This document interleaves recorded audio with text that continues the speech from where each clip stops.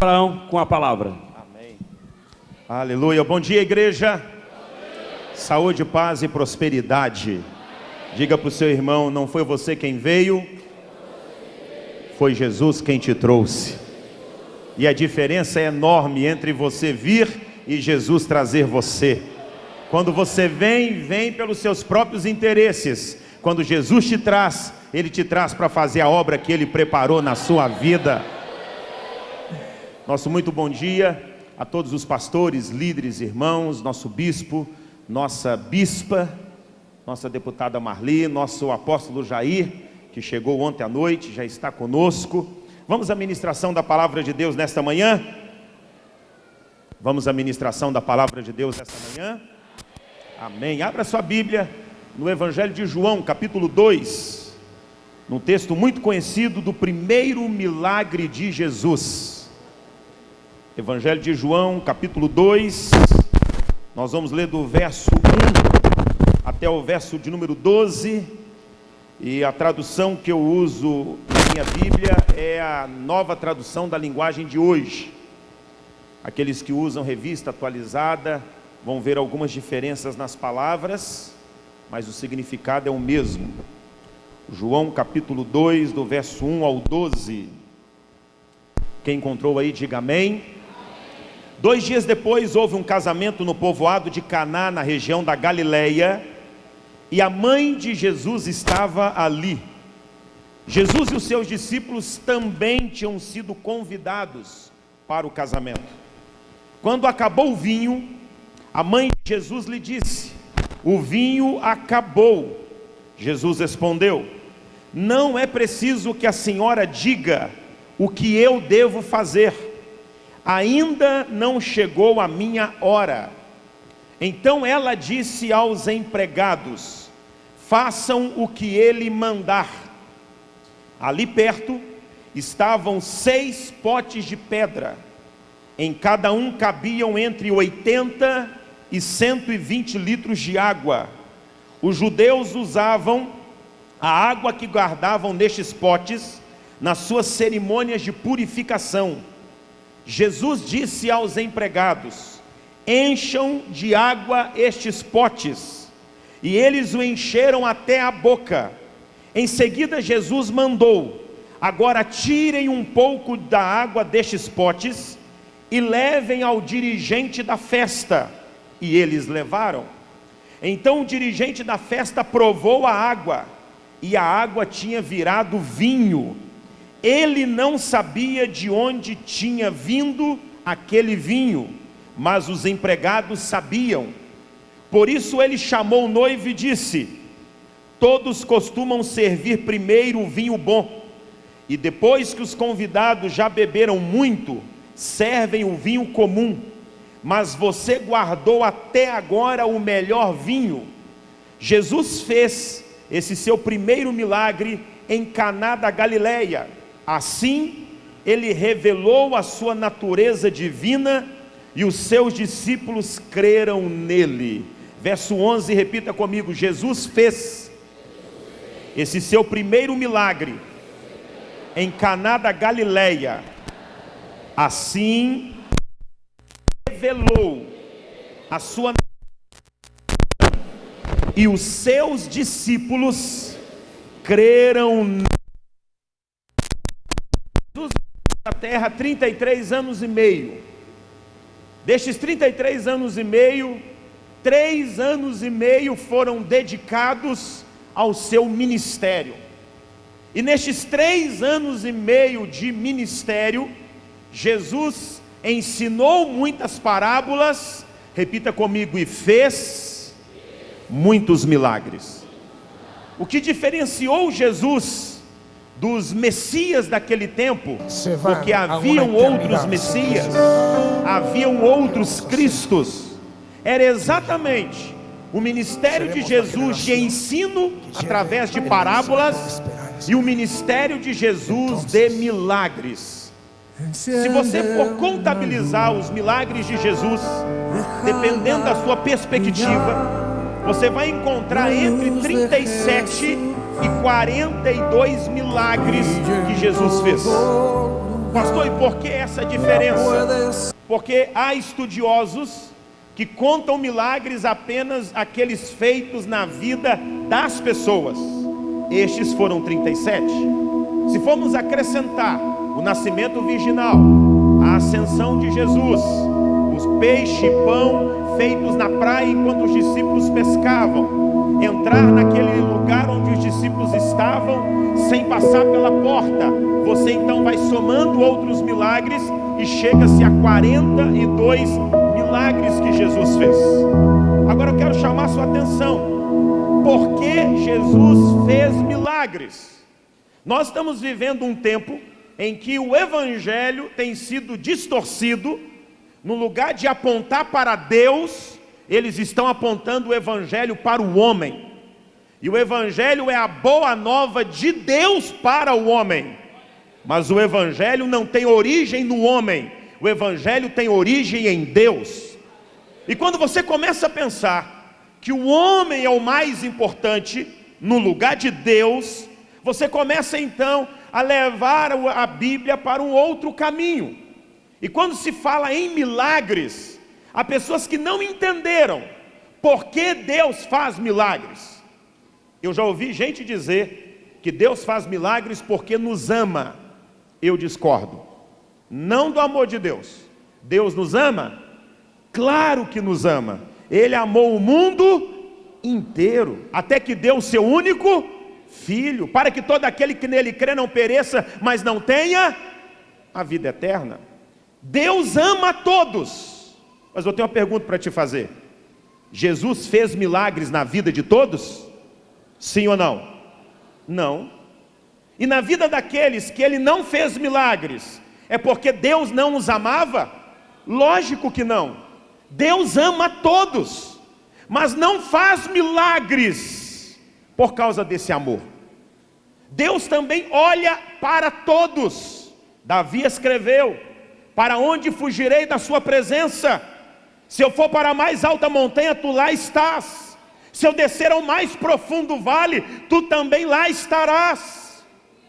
Mas não é porque Deus olha para todos que Jesus fez milagres em todos.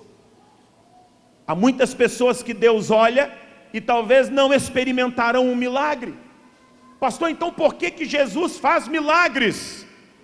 A revelação e a resposta está no texto que você repetiu comigo, no versículo 11.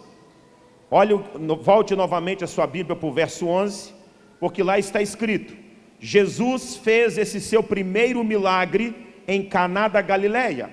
Repita comigo: assim ele revelou a sua natureza divina. Por que Jesus faz milagres? Não é porque nos ama, nem porque precisamos, nem porque necessitamos, mas Jesus faz milagres para revelar a sua natureza divina. Jesus é Deus, não é só um profeta, não é só um rabino, não é só alguém admirável. Jesus é Deus. E como ele revelou a natureza divina? Repita comigo: através de seus milagres. Se você tem uma leitura e interpretação superficial da palavra, você será tentado a pensar que Jesus fez poucos milagres. 42 meses de ministério, 42 milagres. Quer dizer que Jesus fez em seu ministério só um milagre por mês? Diga para o seu irmão: não, senhor. Se é uma irmã, diga para ela: não, senhora. Abra sua Bíblia lá em João capítulo 20, versículo 30.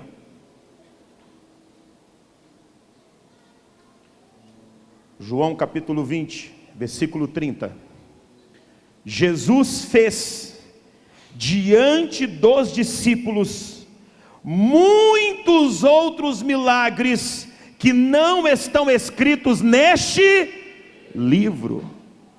Os milagres que Jesus fez são os que foram escritos?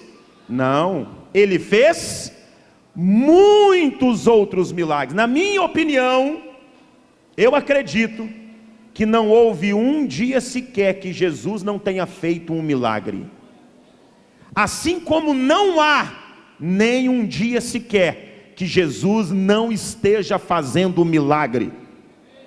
Não é porque você não vê, não é porque você não sabe, não é porque você não os experimenta que Ele não esteja fazendo. Ele está fazendo. E sabe por que Ele está fazendo? Porque Ele revela a sua natureza divina através dos seus milagres. O verso 31 vai dizer: mas estes foram escritos, levante a sua mão e declare comigo, para que vocês creiam que Jesus é o Messias, o Filho de Deus. Jesus fez apenas os milagres escritos? Não. Mas os milagres que foram escritos é para que nós o quê? É para que nós o quê? É para que nós o quê? Creiamos. Repita comigo, que Jesus é o Messias, o Filho de Deus. Meu irmão, não caia na conversa. Na mídia, na internet, tem muito disso. Jesus é admirável. Jesus é um mestre incomparável. Jesus é o maior profeta de todos os tempos. Isto é uma meia verdade. Ele é admirável? É o maior profeta de todos os tempos? É um mestre incomparável? Mas ele é muito mais do que isso. Isso os homens são. Há homens admiráveis, há homens que são mestres impressionantes, há homens que são até profetas, mas Messias é só um. Messias é só o Senhor. Messias é só Jesus, Filho de Deus. O Messias é só Ele. O problema é todos estes milagres escritos, e dentro da igreja hoje há gente que não acredita que Jesus é Deus, que Jesus é o Messias. Há pastores hoje que duvidam da divindade de Jesus, não conseguem interpretar nem acreditar que alguém nascido de uma mulher é Deus. O ser humano é incrível. O ser humano consegue acreditar que a mãe dele é uma deusa, mas que ele não é um Deus. É o cúmulo do absurdo. Os católicos ensinam isso, os católicos creem nisso, mas a igreja jamais pode perder. A igreja tem que se despertar de um sono que está entrando na igreja, que é você colocar Jesus comparável ao homem. Não! Jesus não é comparável ao homem. Jesus é Deus. Jesus é o Criador do homem. Todos estes milagres foram escritos para quê? Repita comigo, para que eu creia que Jesus é Deus. Pergunte para o seu irmão, como é que você não crê ainda? Isso foi escrito para você crer, mas você não crê. Diga para o seu irmão, isto foi escrito para você crer, mas você não crê. Ô irmão, você sabia que dentro da igreja hoje está existindo gente que não acredita em Jesus como Deus, mas acredita no horóscopo do Zé Bidu? Você acredita que tem crente que acorda e no lugar de orar e ler Bíblia, ele vai consultar o horóscopo dele para aquele dia? Você acredita que tem crente hoje que pergunta para a gente qual é o nosso signo? Diga para o seu irmão, nós não acreditamos nessas coisas. Pastor, nós acreditamos em quê? Que Jesus é Deus. O que nós acreditamos? Que Jesus é Deus. O que nós acreditamos? Que Jesus é Deus. Mas quando se coloca o ser humano no centro do evangelho, como tem um maluco da internet aí, talvez assistido por vocês e seguido por vocês, que sai por aí pregando que o homem é o centro de Deus. O homem não é o centro de Deus. O homem não é nem um centro do mundo. O homem tem seu lugar na criação, é a coroa da criação, mas o homem não é o centro de Deus. Quando se inverte esse evangelho, é que começa a aparecer esses tipos de pregações, esses tipos de ministrações, e que muitos crentes seguem, e que muitos crentes assistem, e que muitos crentes acreditam. Diga para o seu irmão: para com isso, meu irmão. Eu vou te dar 3 conselhos. Ouça seu pastor, siga seu pastor e acredite no seu pastor. Quais são os 3 conselhos? Diga para o seu irmão: aprendeu os 3 conselhos? Quais são os 3 conselhos, igreja?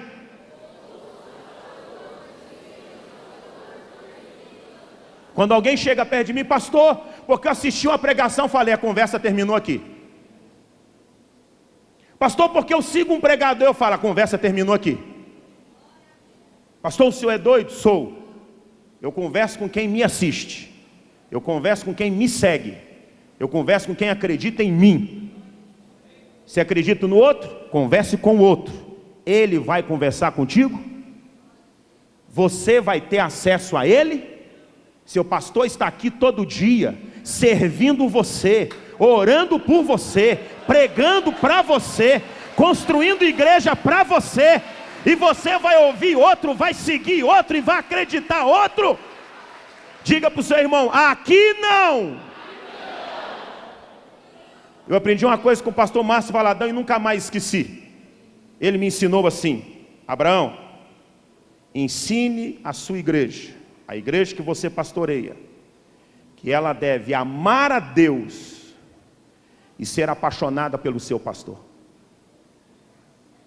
Na igreja hoje está havendo pessoas que não amam nem Deus e muito menos são apaixonadas pelo seu pastor. Se você é um desses, Deus me trouxe aqui só para falar para você: ame a seu Deus e seja apaixonado com o seu pastor. Porque se você não sabe, Ele é o único que está disposto a te pastorear. Que você deve ser bem chato para ter só um homem no mundo disposto a pastorear você. A Bíblia diz que Deus certa vez procurou alguém que estivesse na brecha a favor de Jerusalém, mas a ninguém encontrou. Se Deus procurar alguém que esteja na brecha a seu favor, quem Ele vai encontrar? O pastor do YouTube? O pastor do Instagram? O pastor da rede social? O profeta da esquina? E por que você segue o da esquina? Por que você segue o da rede social? Enquanto o seu pastor está aqui. Seu pastor deve ter rede social, você segue? Seu pastor todo dia, meio-dia, tem oração do meio-dia. Eu assisto algumas vezes. Você assiste? Você compartilha? Você fala para os outros o que o seu pastor está fazendo? Para o seu pastor ser mais pastor, sabe o que ele precisa? De mais ovelha de nível 10. De mais ovelha que acredita nele e ama o ministério dele. E se hoje está tendo essa crise em relação até a Jesus, imagine então a nós pastores. Por isso eu vim reforçar aqui esta manhã, que Jesus fez milagres, para que nós o quê? Acreditássemos nele. Quem está me entendendo, diga amém. Voltemos então para João capítulo 2, versículo de número 11, onde a Bíblia vai dizer que Jesus fez aquele seu primeiro milagre em Caná da Galileia. Repita comigo: e assim Ele revelou a sua natureza divina. Repita comigo: milagre. A natureza divina de Jesus. Você já viveu milagre na sua vida? Jesus revelou para você quem Ele é. E a revelação de quem Ele é para você é: eu sou Deus. E você recebe esses milagres e não tem esse entendimento. O verso 11 diz: assim Ele revelou sua natureza divina, Repita comigo: e os seus discípulos creram nele. Por que nós temos que crer em Jesus? Porque essa natureza divina é revelada pelos seus milagres. Por isso não caia nessa corrente teológica chamada cessacionista, que ensina, que crê e prega que os milagres terminaram no tempo de Jesus. Não, nós não somos cessacionistas, nós somos continuistas. O que é isso, pastor? Jesus continua fazendo milagres hoje, porque Jesus continua revelando hoje que Ele é Deus. Ele não foi Deus só no primeiro século da era cristã, Ele é Deus em todos esses 21 séculos da era cristã. Ele era, é e há de vir. Nele não tem sombra nem variação de mudança. Ele é alfa e ômega, Ele é princípio e fim, Ele é imutável. Mas dentro da igreja hoje, eu ouço às vezes irmãos dizendo: pastor, eu estou em crise de fé. Ah, irmão, vai caçar um serviço para você, irmão. Com tanto milagre escrito, com tantos milagres acontecendo, diga para o seu irmão: você está em crise de fé?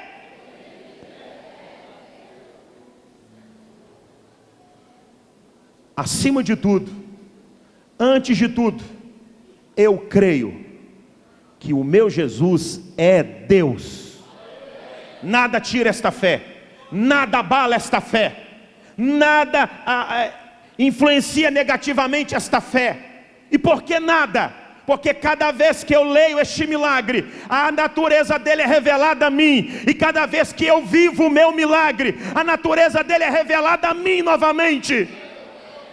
Ele não faz milagre porque você precisa, não faz milagre porque você ora, não faz milagre porque te ama, não faz milagre porque você é crente, Ele não faz milagre porque você está aqui, Ele não faz milagres porque você pede, Ele faz milagres para revelar quem Ele é, e Ele é Deus.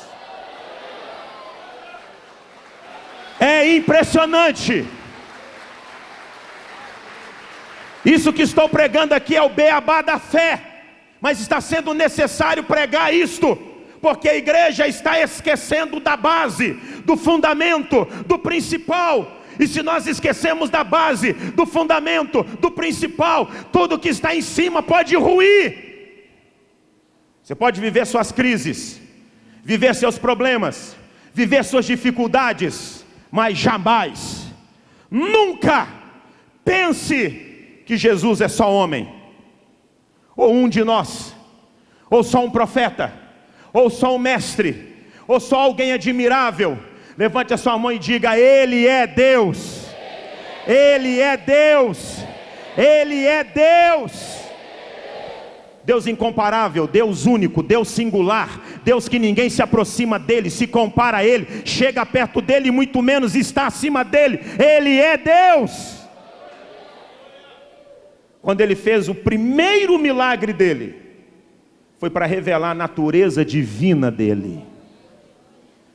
O absurdo, o impressionante, é que se você chegar em casa hoje, entrar no YouTube, digitar uma pesquisa de milagre inútil de Jesus, você vai encontrar um líder de uma grande igreja do Brasil, aliás, uma grande denominação do Brasil, dizendo que o milagre de transformação de água em vinho que Jesus fez foi um milagre inútil. Um pastor dizendo isso. Se milagres revelam a natureza divina, não importa o nível do milagre, o tamanho do milagre, a complexidade do milagre, o alcance do milagre, a importância do milagre, não importa a repercussão do milagre, esse milagre está revelando a natureza dele na sua vida. Há uma tendência humana de desprezar os chamados, entre aspas, pequenos milagres, e valorizar, entre aspas, os grandes milagres. Meu irmão, seja o grande ou seja o pequeno, Jesus se revela nas pequenas e nas grandes coisas. Ele é Deus acima de tudo e antes de tudo. Se você observar o contexto do primeiro milagre de Jesus, Você vai ouvir lá no versículo 1, que 2 dias depois, quantos dias? 2 dias depois. Esse depois tem um significado, eu não tenho tempo para ministrar, mas quando chegar na sua casa, leia João 1, para entender o que é que Jesus fez 2 dias depois. 2 dias depois, houve um casamento na região da Galileia, numa cidade chamada Caná. Na verdade não é cidade, é povoado. Caná fica a 10 quilômetros de Nazaré. Caná hoje tem 67 mil habitantes. É a maior cidade do distrito norte de Israel. No tempo de Jesus não passava de um povoado, uma microcidade, uma pequeniníssima cidade. E no tempo de Jesus, uma festa de casamento era um evento social, não apenas familiar, mas de toda uma cidade. Imagine então de um povoado. Tudo dá a entender que aquele casamento era de alguém da família de Maria, a mãe de Jesus. Porque Maria não estava naquele casamento como convidada. Tudo indica que este casamento era do filho da irmã de Maria. Por isso, Maria estava naquele casamento não como convidada. E nós vamos ver, entender isso melhor, porque Maria preocupa-se que o vinho daquela festa de casamento acabou.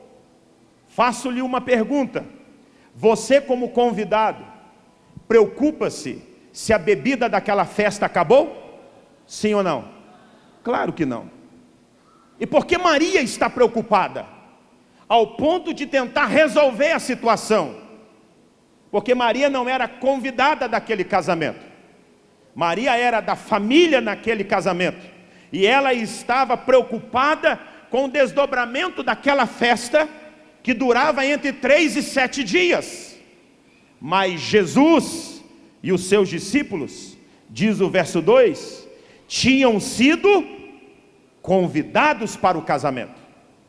Por isso Maria vai chegar perto de Jesus e vai dizer para ele: o vinho acabou. Repita isso comigo: o vinho acabou. Eu tenho uma mensagem para lhe dizer aqui. Quem aqui quer viver um milagre? Milagres não acontecem quando existem sobras. Milagres não acontecem quando estamos na abundância. Milagres não acontecem quando temos mais do que necessitamos. Milagres acontecem, repita comigo, quando alguma coisa acaba. E você, crente, olha para mim. Você quer que alguma coisa acabe na sua vida? Sim ou não? Não. Crentes hoje querem viver necessidades? Não. Crentes hoje querem viver problemas? Não. Qual é o hino do crente? Deitado eternamente em berço esplêndido. Qual que é o hino do crente? Está deitado eternamente em berço esplêndido, não te falta nada, você não precisa de nada, mas mesmo assim todo dia o que você está pedindo? Milagre. Fala para o seu irmão, não dá para ter as duas coisas ao mesmo tempo.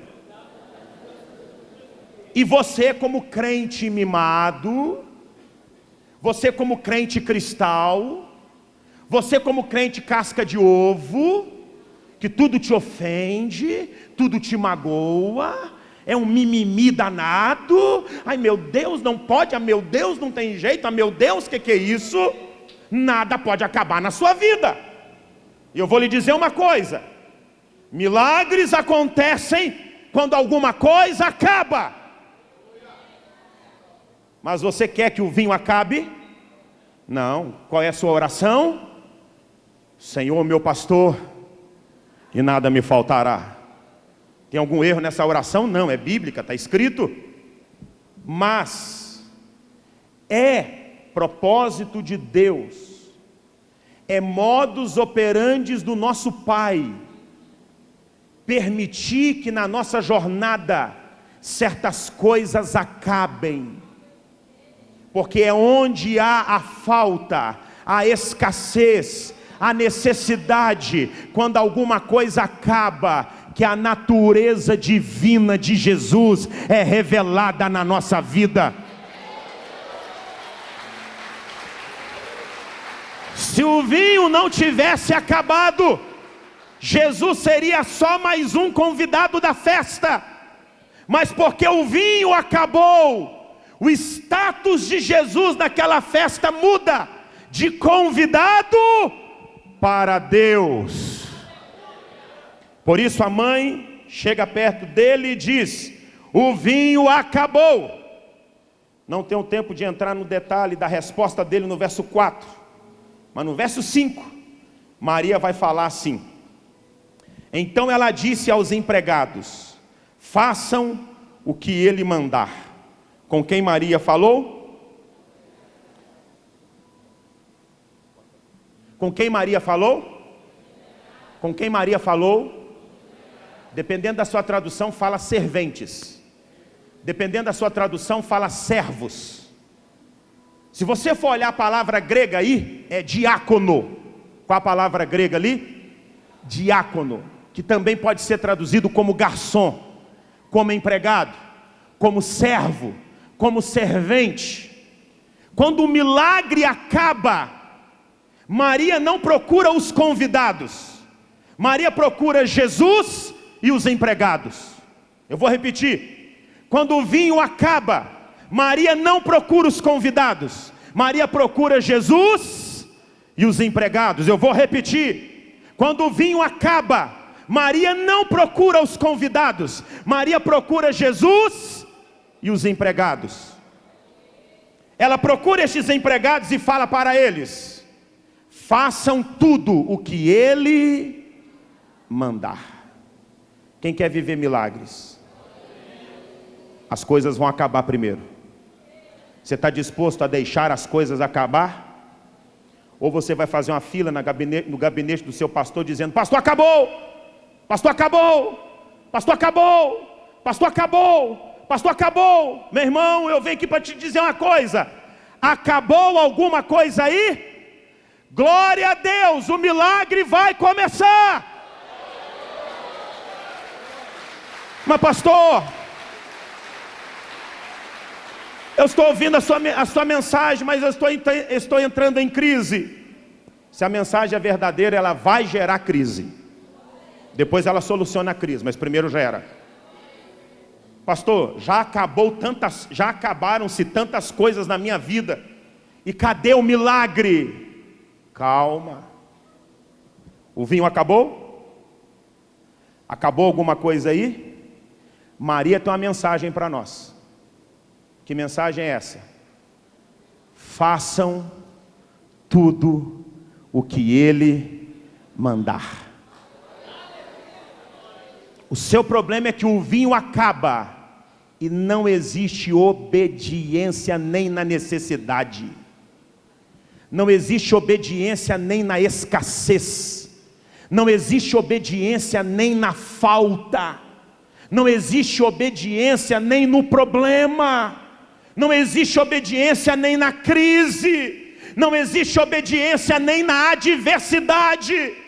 Se o vinho acabar e você não fizer o que ele mandar, você vai ficar sem vinho. E tem gente na igreja que não entendeu isso. Às vezes, algumas coisas precisam acabar para que seja testado em nós até onde somos capazes de fazer o que ele manda.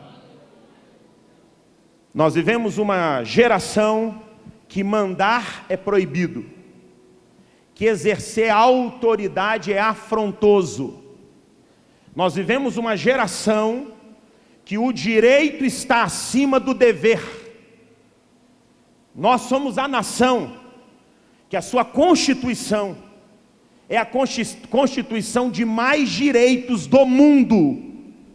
Nas 200 nações reconhecidas pela ONU, a Constituição do Brasil é a Constituição que dá mais direitos ao povo. E o que nós precisamos não são de mais direitos, não é de mais direitos. O que nós precisamos é de mais deveres.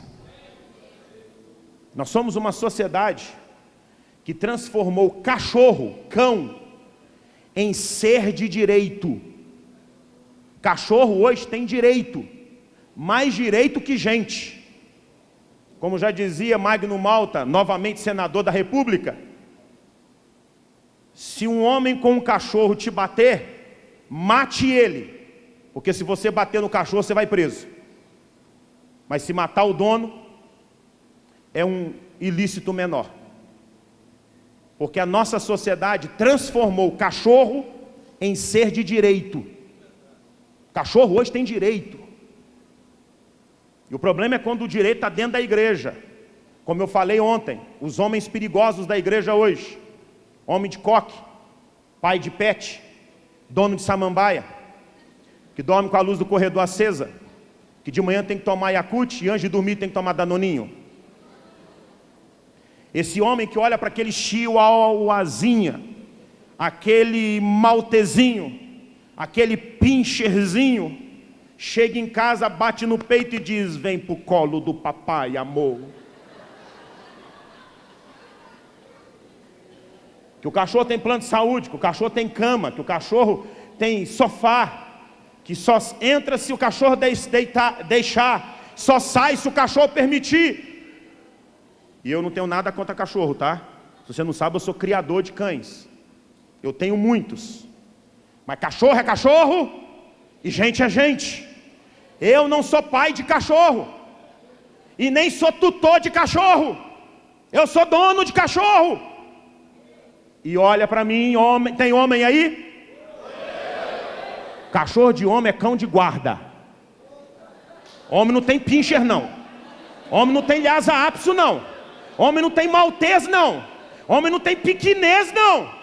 Homem tem Rottweiler, filho brasileiro, pastor alemão, Doberman, Alabai, Kangal. Outra coisa, cachorro de homem não veste roupinha não. Cachorro de homem não põe sapatinho não. Cachorro de homem não usa fralda não. E homem de verdade não passeia com cachorrinho na rua, com a sacolinha na mão, catando cocô atrás. Eu estou falando de homem. Tem homem aí?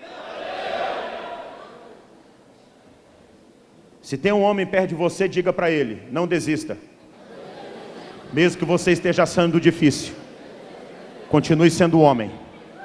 Permaneça no que você foi chamado. Os homens que entenderam aí, digam amém. Que o negócio está bravo hoje.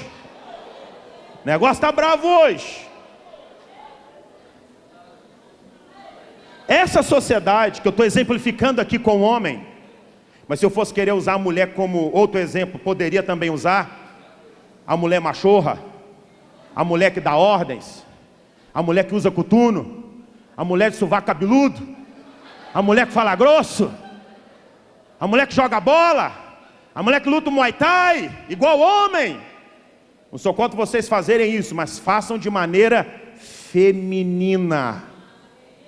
Não façam de maneira masculina. Você nasceu mulher, foi feita mulher e será arrebatada mulher. E podem falar o que quiserem, mas no dia que você precisar de um exame de partes genitais, você vai num ginecologista, não é num urologista. Então diga para a mulher que está ao seu lado: você é mulher.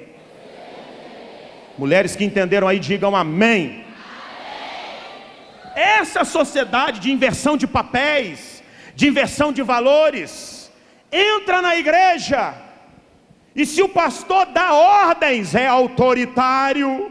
Hitler da fé, Mussolini da casa da bênção. Onde é que você aprendeu isso?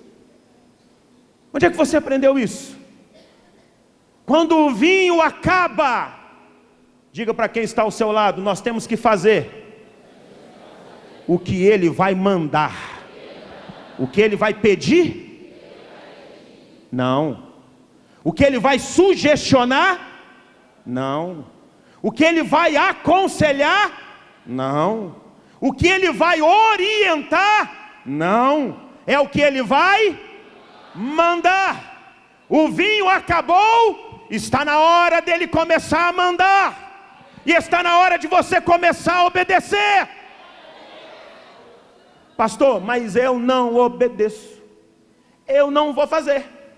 E quero ver quem me obriga a fazer. Não precisa fazer. Mas a festa vai faltar vinho. E olhe bem para mim. Eu acho é bem feito. O que eu acho? É bem feito. Tem que faltar vinho, faltar pão, faltar tudo. Para ver se a falta humilha você. Para você aprender a obedecer ordens no reino de Deus. Reino de Deus não é lugar de anarquia. Reino de Deus não é lugar de pode tudo. Reino de Deus não é lugar de faço o que eu quero. Reino de Deus é lugar onde Ele manda. Por isso o vinho acabou. E qual é a palavra de Maria? Façam o que Ele manda. Agora olhe para mim. Nessa festa há alguns personagens: Jesus, Maria, o noivo e o mestre de cerimônias. Neste milagre há dois grupos de pessoas distintos: os convidados e os empregados. Quais são os dois grupos distintos de pessoas neste milagre? Quais são os grupos distintos neste milagre? Quais são os grupos distintos neste milagre? Será que você se encaixaria em qual grupo? Nos convidados ou nos empregados? A igreja que será despertada do sono é a igreja que deixará de ser convidada para passar a ser empregada. Igreja convidada é aquela que vem só para receber, só para ouvir, só para consumir, só para ser servida. Vai lá, bispão, prega aí. Vai lá, ó povo do louvor, canta aí. E música nova hoje. Estou cansado dessas músicas antigas. Banheiro está sujo, está faltando copo, não tem sabonete de líquido. Onde está o álcool em gel? Cadê o papel toalha? Tem uma sujeira aí. Esse banco está rangendo. Aquela parede está manchada. Esse som está muito alto. Essa criança está falando demais. Essa mulher aqui está muito pentecostal do meu lado. Essa aqui está muito fria também. Sabe quem são estes? Sabe quem são estes? Sabe quem são estes? Os convidados. Você tem chance de ser convidado no reino de Deus uma vez, mas não mais. O certo era, depois do seu batismo nas águas, você sair do status de convidado para o status de empregado. Tem alguém aqui que não é batizado? Seja bem-vindo, você é nosso convidado. A casa é para servir você. Que Deus te abençoe em nome de Jesus. O que você precisar, nos procure. Estamos aqui para te servir. Batizou nas águas? Vem servir junto com a gente. Foi batizado? Está na hora de mudar seu status. Eu combato veementemente. Se você não gostar, problema é seu. Mas eu combato veementemente o que eu denomino na igreja que eu sou pastor de crente 3S. Qual o nome desse negócio? Diga para o seu irmão, não seja esse crente. Pastor, o que é um crente 3S? É um crente salvo, sentado e satisfeito. O que é um crente 3S? O que é um crente 3S? Tudo que você sabe fazer na igreja é o quê? Ficar sentado como um salvo e bem satisfeito. Afinal, você vai ficar insatisfeito com o que aqui? Olha o chão, granito, brilhando, limpo. Olha o forro, placas acústicas. Não estou vendo nenhuma, nem tem uma manchada aqui, que é alguma goteira. Tem mais uma outra ali.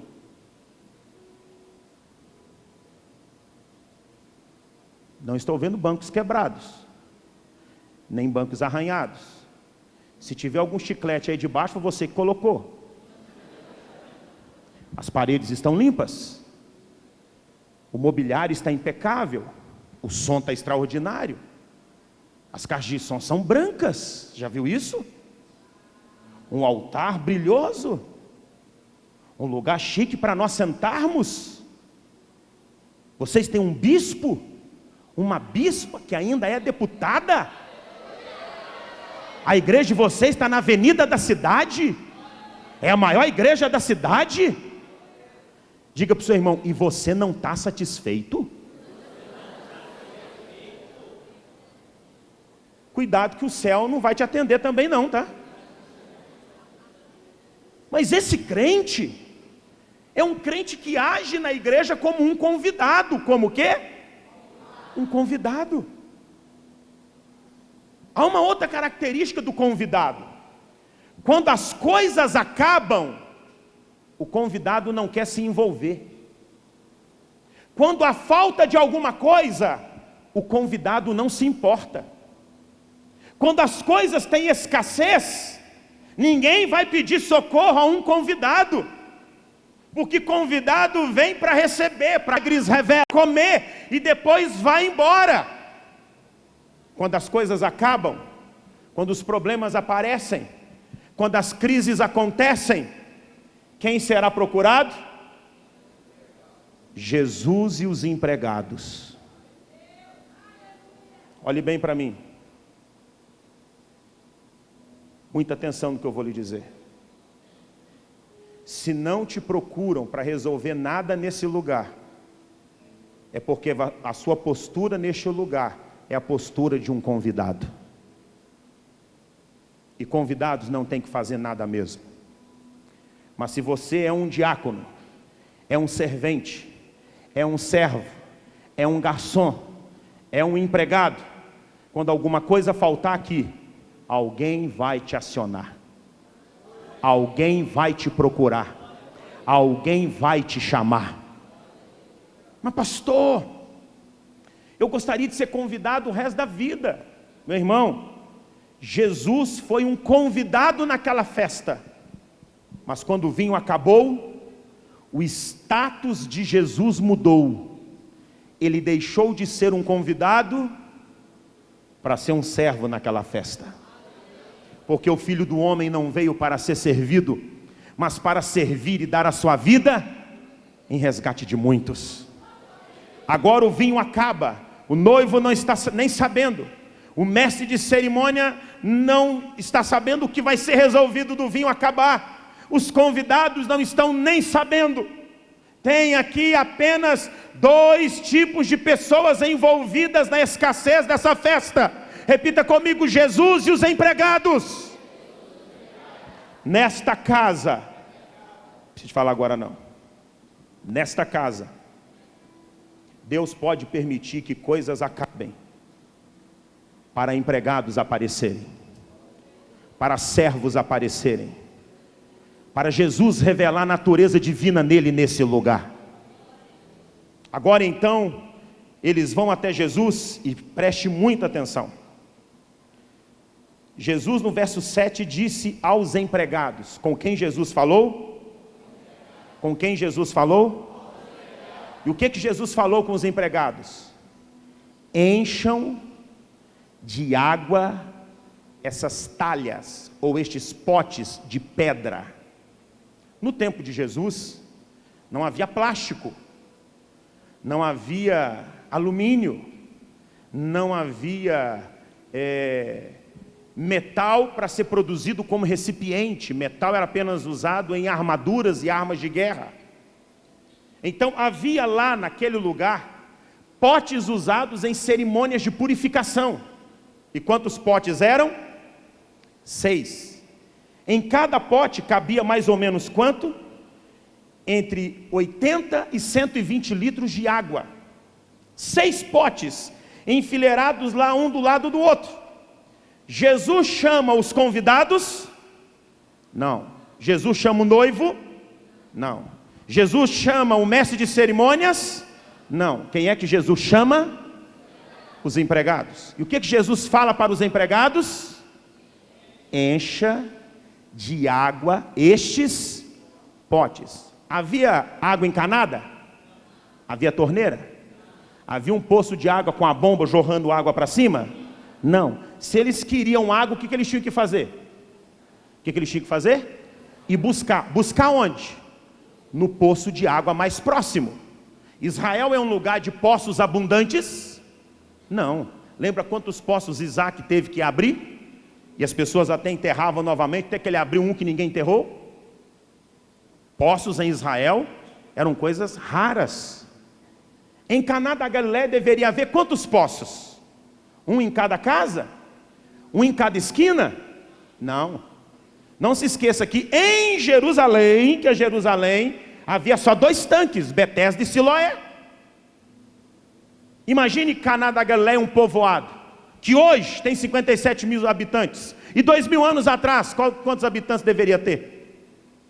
Calcula-se que 2000 apenas. Cidade onde morava Natanael, a quem Jesus também chamou. Então eles foram andar alguma distância para encher de potes para encher de água aqueles potes. Agora eu fiz uma conta que eu quero compartilhar com você. Vamos calcular que cada pote cabiam 80 litros de água. Eram quantos potes? 6. Em cada um cabendo 80 litros, eram quantos litros? 480 litros de água. Um balde como esse, de 20 litros, repita comigo, precisariam de 24 baldes desse.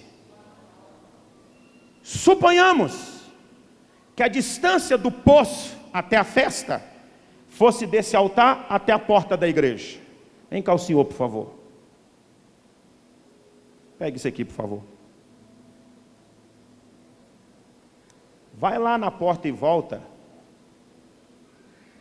para mim, por favor, 24 vezes.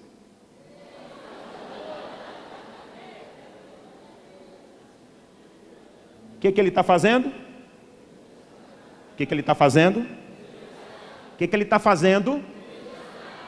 E vocês estão fazendo o quê? Tem um trabalhando e o resto olhando. Na igreja tem muita gente assim, é o torcedor. Qual é o nome dele, irmã? Como é que é? Pastor Carlos. Ah, é o Carlos. Aí tem muita gente na igreja que está confundindo o que ele é na igreja. A igreja está tendo muito torcedor. Eu não combinei isso não, tá? Eu não combinei isso não, tá? Tinha quantos trabalhando? 1. E agora? 2, 3, 4, 5, 6. Vai lá, Carlos, joga água em cima. Vai lá, Carlos, volta lá. Gostei de vocês terem feito isso, porque é assim que a igreja faz. Muitos aplaudem enquanto poucos trabalham. Parecendo estádio de futebol, que fica lá para o pastor. Vai lá, pastor! Vai lá, pastor! Estou te dando a maior força, vai! Vai, vai! É gol, é gol, é gol! Isso aqui é igreja, não é estádio de futebol não. Aí não é arquibancada não. Isso aqui não é campo não. Você não é torcedor não. Seu pastor não é jogador não. Aqui é obra de Deus, e obra de Deus é lugar de servidores, é lugar dos garçons, é lugar dos empregados. 1, 2, 3, 4, 5, 6, são 24. Volta lá. Carlos trouxe mais 1, 7. Precisamos de quantos? Vamos lá. Eu não entendi. É o pastor deles? Ah, agora entendi. Ah, muito 10. Não deixaram o pastor trabalhar sozinho. A festa está acontecendo. O noivo está lá com a noiva. Mestre de cerimônia está preocupado. Acabou o vinho. mas tem um grupo trabalhando para que o vinho que acabou seja suprido. Você nessa igreja é convidado ou é o servente?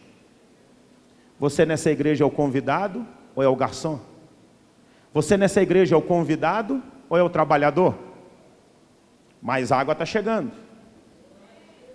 Eram 7, 8, 9, 10, 11, 12, 13. Precisamos de quanto? Outra viagem, gente. E a festa está rolando. E os convidados estão lá. Quero mais vinho. Garçom, vinho. Garçom, vinho. E o noivo está olhando para o mestre de cerimônia. O vinho. O mestre de cerimônia, estou resolvendo. Deixa comigo. O chefe do buffet está lá. Gente, o que nós vamos fazer? Ó, um homem aí mandou que esse cara lá buscar água. Mas faltou é vinho. Não, mas ele mandou pegar água. Não, mas a gente precisa de vinho. Mas o que está acontecendo? Ninguém sabe, nem os empregados. O primeiro milagre de Deus vai acontecer na terra através de Jesus. A água, que é insípida, inodora e incolor, vai ser transformada em vinho, que tem cor, que tem sabor e que tem cheiro. Qual o nome disso? Milagre. Por que eles estão acontecendo? Porque tem gente trabalhando. 14, 15, 16, 17, 18, 19, falta mais 5. 24, se em cada pote nós colocarmos a quantidade mínima, que é 80, mas a Bíblia diz que eles cabiam entre 80 e 120. Se fosse 100 litros, eram 30 baldes. Se fosse 120 litros cada um, eram 36 baldes. Aqui nós estamos colocando o mínimo. E olha o tempo que eles estão trabalhando. E o que você está fazendo? O que você está fazendo? O que você está fazendo? Olhando, assistindo, contemplando. E se não pensando, que povo mole, hein? Até agora não trouxe 24 latas de água. Que povo devagar, que povo pé no freio, que povo roda presa, que povo marcha ré. Olha lá, irmão, desperta, irmão, desperta, irmão, desperta, irmão, até que eles vão encher. Vai lá, mais uma última viagem. Pode colocar no chão? Não, não, fica aqui, fica aqui, fica aqui. Fica aqui, volta aqui, pastor. Fica aqui vocês. As talhas estão cheias. O que aconteceu? O que aconteceu, igreja? Cheias de quê? O que acabou? Preste atenção agora. Vá na sua Bíblia, para o versículo de número 7. Jesus disse aos empregados: encham de água estes potes. E eles os encheram até a boca. Em seguida Jesus mandou para quem? Para os empregados: agora tirem um pouco da água destes potes e levem a quem? E levem a quem? Ao dirigente da festa. Eu então, na minha criatividade, imagino que um dos empregados vai lá, pega uma taça que não era como essa. Não havia vidro no tempo de Jesus, nem plástico, nem cristal, nem acrílico, nada que fosse translúcido. Ou era de madeira, ou era de metal, ou era de pedra. Vai lá na talha, pega um copo de água. Pega aqui, pastor. Pega um quê? Um copo de quê? E Jesus mandou levar água para quem? Para o mestre de cerimônias. Você no lugar desse empregado ia fazer isso? O que acabou? O que ele buscou? O que está dentro do pote? O que Jesus mandou levar? E o que acabou? Você levaria? Milagre não aconteceu ainda. A água continua sendo água. O vinho acabou. Aquele empregado anônimo, vai lá, irmão. Vai lá no bispo Paulo, por favor, vai lá. Que ele tá, vai devagar, vai devagar. O que ele está levando? O que acabou? O que a cerimônia quer? O que ele está levando? O que tem dentro do pote? O que Jesus mandou carregar? Para aí. Olha para a sua Bíblia agora. Versículo 8. Em seguida Jesus mandou: agora tire um pouco de água destes potes e leve ao dirigente das festas. E eles levaram. Versículo 9. Então o dirigente da festa provou a água que tinha virado vinho. Entrega lá a mão. No milagre, o mestre de cerimônia, que aqui agora é o bispo Paulo, vai provar a água. E a água tinha o quê? Virado vinho. Quando o mestre de cerimônia toma a água, preste atenção, versículo 9. Ele não sabia de onde tinha vindo aquele vinho. Repita comigo, mas os empregados sabiam. Quando eles foram buscar era só água. Quando eles trouxeram era só água. Quando eles encheram os potes era só água. Quando tirou uma taça para levar para o mestre de cerimônia era só água. Quando o mestre de cerimônia provou já era. Ninguém sabia. Somente os empregados. Ninguém sabia. Somente os empregados. Ninguém sabia. Somente os empregados. Eu tenho uma coisa para dizer para vocês aqui. Se vocês querem saber de milagres, não conversem com os convidados. Eles não sabem o que está acontecendo. Se você quer saber de milagres, converse com os empregados. Eles é que sabem o que está acontecendo. Os convidados não sabiam de nada. O noivo não sabia de nada. O mestre de cerimônia não sabia de nada. Somente dois tipos de pessoas sabiam: Jesus e os empregados. Sabia do milagre quem fez o milagre, e sabia do milagre quem trabalhou para o milagre acontecer. Eu quero fazer uma pergunta para você. Quando alguma coisa acaba nessa casa, você trabalha para o milagre acontecer, ou você fica assistindo, esperando o milagre acontecer? Eu vim dizer uma coisa aqui nesta casa. Talvez entre vocês esteja rolando um papo, um assunto, uma notícia, que não acontece mais milagres. E eu vou dizer para você por que isso está acontecendo. Porque você é convidado, e convidado não sabe dos milagres. Ele não trabalha para os milagres. Ninguém sabia o que tinha acontecido, a não ser quem? Os empregados. E por que eles sabiam?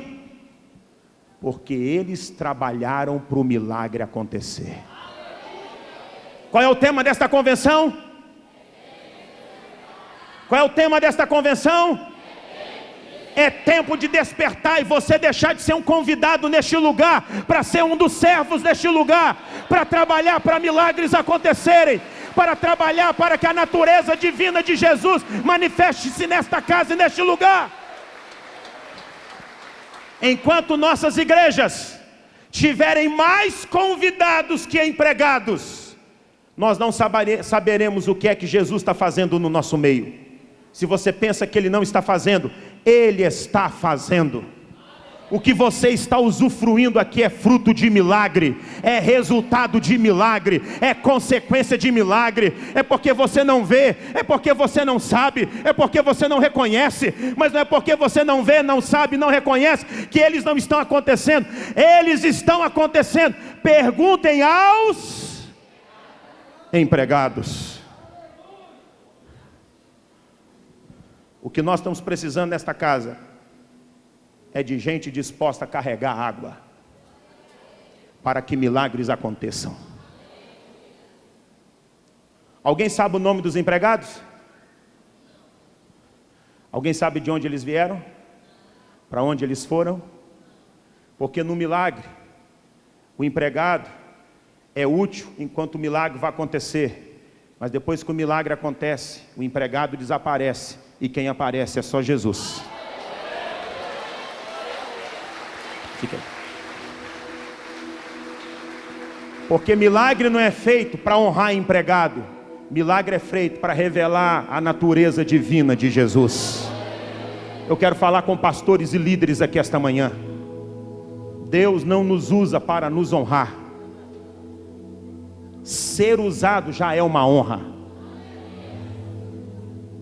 Os milagres que são feitos através do nosso ministério não é para nos glorificar, mas é para reconhecer que Jesus é Deus. Eu vou dizer uma coisa aqui que eu nunca falei, é a primeira vez. Eu sou admirador do apóstolo Jair pelo seu fruto, mas ele um dia me falou uma coisa que eu vi nele o que eu nunca vi em nenhum líder. Ele recusou um título de cidadão honorário. E eu perguntei para ele: por que o senhor recusa um título de cidadão honorário? Ele disse: Abraão, honorário quer dizer título de cidadão honroso de uma cidade. A honra não é minha, Abraão. Eu sou só um servo. Eu não tenho que receber honra pela obra de Jesus. Eu não aceito títulos de cidadão honorário. Na hora eu não disse nada, mas eu me curvei aquele dia a um servo. Sabe qual é o problema de nós pastores? Termina uma pregação, você quer um parabéns, você quer um reconhecimento, você quer um tapinha nas costas, você quer um muito obrigado. Se nos derem, amém, mas nós não podemos procurar isso. Quando aquela água foi transformada em vinho, alguém procurou os empregados? Alguém lembrou dos empregados? Alguém deu parabéns aos empregados? Alguém agradeceu aos empregados? Não. Então deixa eu te ensinar, igreja. Não agradeça o seu pastor pela pregação. Não agradeça seu pastor pela reunião. Não agradeça seu pastor pelo culto. Todos os milagres que aconteceram não é para que nós recebamos honrarias, mas é para que Ele revele a natureza divina dEle nesta casa.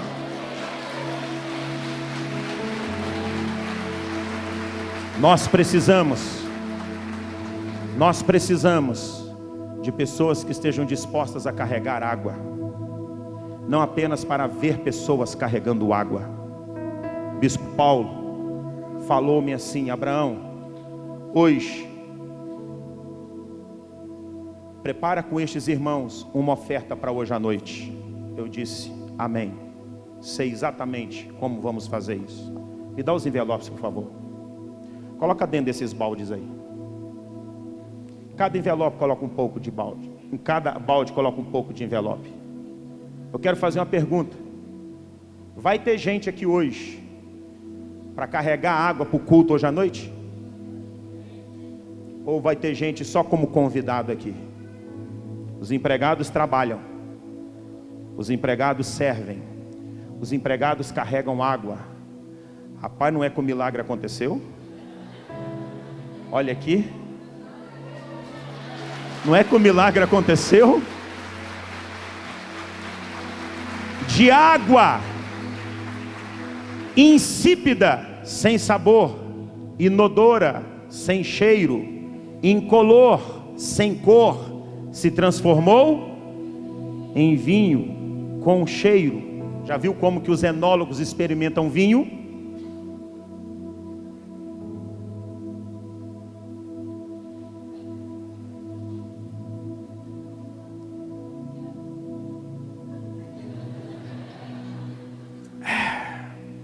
Esse é do bom. O mestre de cerimônias experimentou isso e foi conversar com quem? Com o noivo. Vocês fizeram uma coisa errada. Serve-se geralmente o vinho melhor primeiro, e quando o vinho pior é servido, eles já estão meio bêbados e ninguém nota a diferença. Mas vocês não fizeram como de costume. Vocês serviram o melhor vinho no final. Sabe por quê? Eu não tenho tempo, eu vou só dar a deixa para você. Quem quer viver milagres? Milagres não só acontecem quando o vinho acaba, mas milagres acontecem para quebrar tradições, para quebrar hábitos, para quebrar costumes. O hábito, a tradição, o costume era o vinho melhor primeiro, mas quando Jesus entra na história, Jesus quebra hábitos, muda costumes, Jesus muda tradições, e Ele pega o vinho melhor e serve no final? Qual é o hábito dessa região? Qual é o costume desta igreja? Qual é o natural de vocês? Se você vai viver um milagre, Jesus vai mudar hábitos, vai mudar tradições, vai mudar costumes, porque Ele é Deus e Ele tem poder para fazer isso, sem pedir permissão e sem avisar nada a ninguém.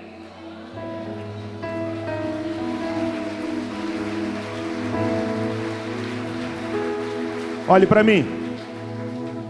Precisamos de água esta noite. O que nós precisamos?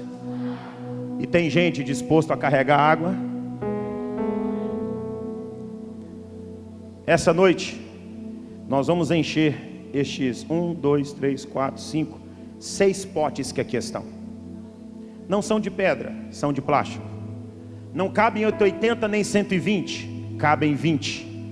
E nós não vamos enchê-los de água, mas nós vamos enchê-los das nossas ofertas, dos nossos recursos que nós conquistamos com o nosso trabalho. Convidados de festa hoje nem presente dão, mas os empregados da casa de Deus, eles vêm para servir e servem com seus recursos. Eu tenho uma pergunta a fazer a cada um de nós.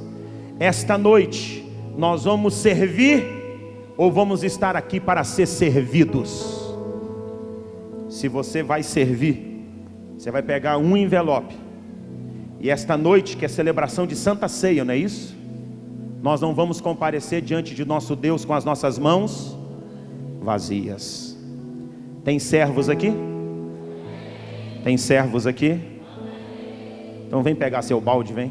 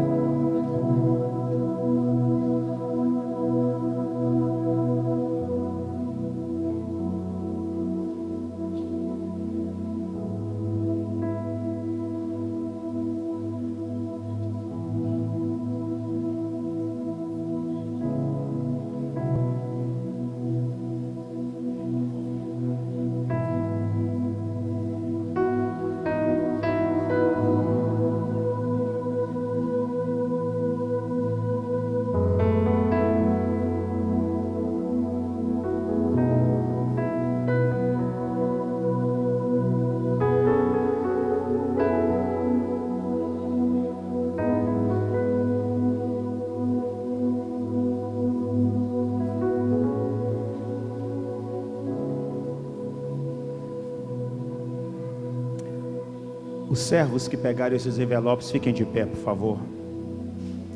Levantem esse envelope ao céu e digam assim: Pai, eu um dia fui convidado nesta casa, me serviram, me acolheram, me receberam, me abraçaram, me alimentaram, cuidaram de mim. E eu agradeço por ter sido servido nesta casa. pelo tempo que fui convidado neste lugar, mas esse tempo passou. Eu agora sou servo, eu agora sou servente, eu agora sou empregado, eu agora sou garçom.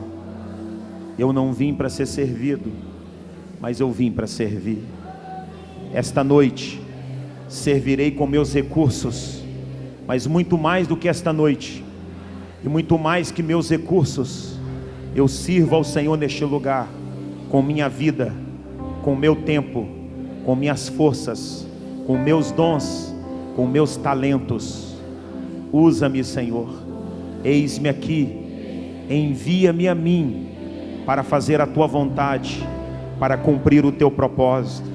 Onde vinho acabar, eu estou disposto a carregar água, para que a festa continue, para que o melhor ainda venha, e que o melhor venha de ti, porque assim o Senhor revela a sua natureza divina entre nós, em nome de Jesus. Aleluia, aleluia. Vamos louvar a Deus. Vamos adorar o Senhor. Erga as tuas mãos para o alto e diga assim: